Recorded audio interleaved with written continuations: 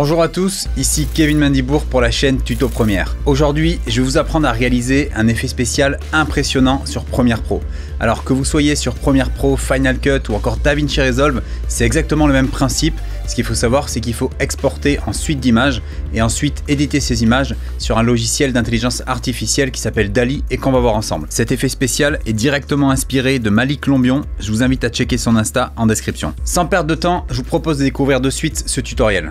Pour vous expliquer cet effet, je vous ai sélectionné un plan sur Envato. Il s'agit ici d'un hyperlapse et on va venir modifier l'écriture qui est juste ici et utiliser l'intelligence artificielle pour générer des images aléatoires.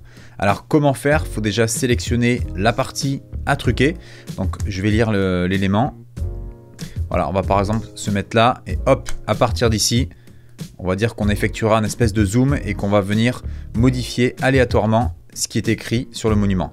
Donc pour faire ça, déjà, ce que je peux faire, c'est peut-être couper l'élément ici pour pouvoir me repérer, savoir quel segment je vais modifier. Je vais lire le plan sur une certaine durée. Voilà, donc j'ai choisi quand même une portion assez grosse pour les effets spéciaux. Là pour vous dire, voilà, ça dure 1 seconde 23, quasiment 2 secondes. Donc 2 secondes, imaginez, vu qu'il y a 25 images par seconde, voilà, on est quasiment à 50 images à truquer. Donc ça fait beaucoup, mais vous allez voir que le rendu est vraiment bluffant. Donc comment faire une fois que j'ai séparé mon bloc? Déjà je vais le changer de couleur pour que vous puissiez plus facilement repérer ce que je fais. Voilà, je l'ai mis en vert, donc c'est ce bloc vert qui va être modifié afin d'ajouter les effets spéciaux. Alors l'étape suivante, ça va être d'exporter cette séquence en verte ici en suite d'images pour pouvoir les éditer individuellement sur DALL-E. Pour faire ça, je vais sélectionner mon plan, j'appuie sur les deux points pour faire un point in, un point out. Je fais le raccourci Command M pour aller exporter tout ça. Je choisis un dossier sur mon ordinateur, je modifie le nom, on va mettre trucage tout simplement et on valide.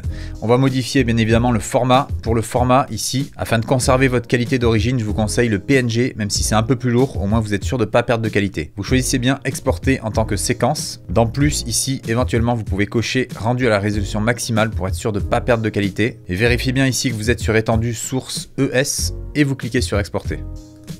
Une fois que c'est exporté, rendez-vous dans le dossier de vos images. Alors comme vous pouvez voir, il y a 47 images. Il va falloir éditer individuellement chacune de ces images afin de créer cet effet spécial. Donc bien évidemment, si on n'avait pas utilisé l'intelligence artificielle, il y en aurait eu pour plusieurs jours de travail. Là, vous allez voir à quel point c'est rapide en utilisant DALL-E. Donc vous pouvez voir ici, hein, c'est toutes les images. Et en fait, si je lis les images comme ça, les unes à la suite des autres, vous voyez, ça nous fait la lecture de notre séquence à 25 images par seconde. Je vais venir ensuite sur Google, je vais taper DALL-E et vous ouvrez OpenAI DALL-E. Vous devez à présent créer sur Sign Up et créer un compte gratuit qui vous permettra de créer quelques éléments. Au-delà d'un certain nombre de phrases générées, vous pouvez passer soit en formule payante, soit attendre un mois pour régénérer 30 crédits supplémentaires. Afin de pouvoir vous réaliser ce tutoriel, j'ai acheté plusieurs crédits sur le site de DALL-E. Comme vous pouvez voir, j'ai 232 crédits, ce qui correspond en fait à 232 prompts. Les prompts, c'est quand vous écrivez une phrase ici pour vous générer une série d'images via l'intelligence artificielle. Vous allez voir comment ça marche. Donc ce que je fais, c'est que je peux cliquer sur Upload an image et je vais commencer par la première. Alors si vous êtes sur Mac, il y a un petit conseil rapide qui peut être pratique, c'est que dès que vous prenez une image pour vous repérer, vous la mettez en vert comme quoi vous l'avez déjà traitée.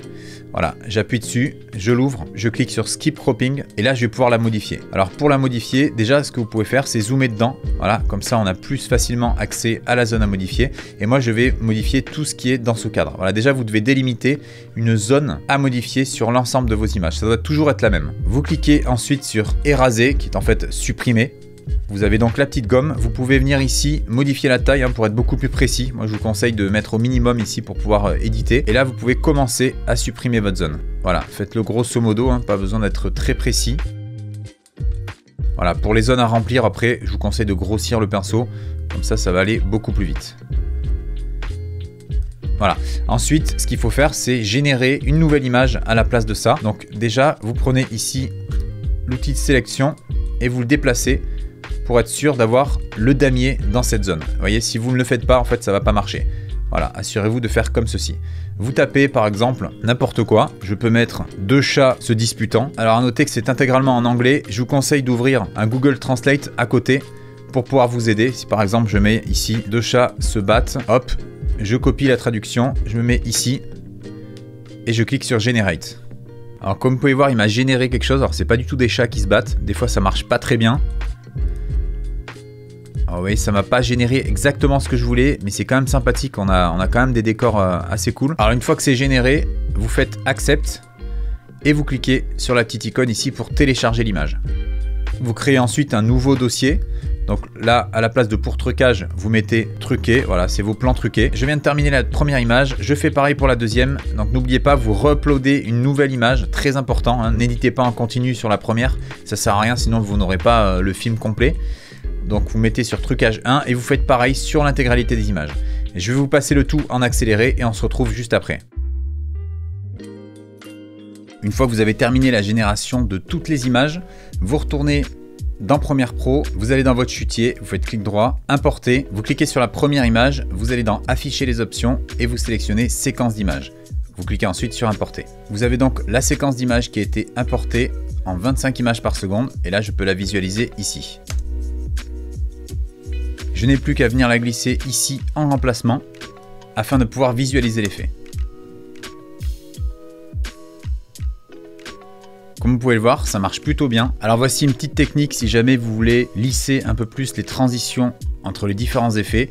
Vous décalez tout simplement ce bloc, vous faites un clic droit ici, vous allez dans vitesse, durée, vous allez modifier la vitesse, on va la modifier légèrement, je vais faire 80%. Je vais aller ici dans le flux optique pour pouvoir créer les images intermédiaires. J'ai plus qu'à recaler ce plan là et je peux faire un rendu. Alors vous aurez certes une animation un peu plus longue, mais le problème c'est que regardez ce qui se passe, c'est que les transitions entre les images sont pas vraiment top. Moi je vous conseille de laisser en vitesse réelle.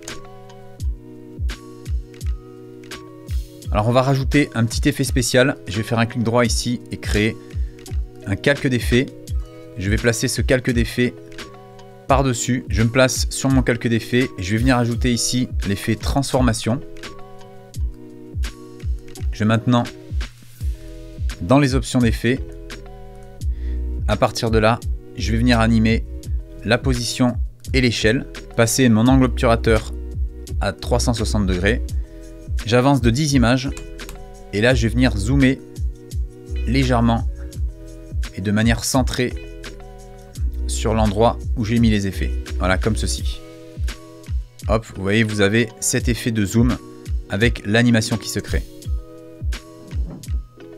Je fais pareil en sortie, je crée une image clé à la fin, je recule de 10 images, je replace des images clés et sur les images clés de la fin, je réinitialise la position et l'échelle. Normalement, vous avez l'effet de dézoom. Alors pour que ça soit encore mieux, c'est bien d'avoir l'effet de dézoom pendant qu'il y a encore de l'effet. Vous voyez là, en fait l'effet est déjà terminé, donc moi je ferai le dézoom peut-être terminé quasiment à partir d'ici là. Voilà, comme ceci. Vous voyez, comme ça vous avez le dézoom en même temps qu'il y a de l'animation. L'effet est ainsi terminé.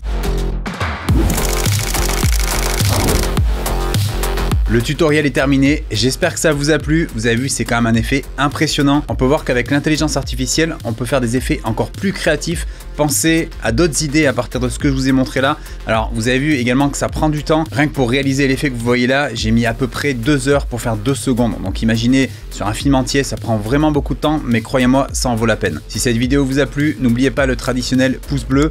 N'oubliez pas de vous abonner également à la chaîne et d'activer la cloche pour recevoir des notifs à chaque sortie de vidéo. Je vous invite également à me suivre sur Instagram où je publie régulièrement des news sur les nouvelles vidéos. Je vous rappelle que vous trouverez également un lien pour avoir 1 heure gratuite sur ma formation complète École des vidéastes. Cette formation à la vidéo 100% en ligne vous aidera à progresser en vidéo même si vous débutez totalement à travers plus de 1000 vidéos tutoriels, 100 heures de formation et un mentoring en ligne sur les logiciels Premiere Pro, After Effects ou encore DaVinci Resolve. Rejoignez dès à présent une communauté grandissante de plus de 1000 vidéastes passionnés qui progressent ensemble jour après jour au sein de la formation. Si cette formation vous intéresse, je vous invite de suite à cliquer sur le lien dans la description. Dites-moi en commentaire ce que vous avez pensé de cet effet, essayez de le reproduire également chez vous avec vos propres moyens et partagez ça en commentaire. Je vous dis à très bientôt pour une prochaine vidéo, d'ici là n'oubliez pas, restez créatifs.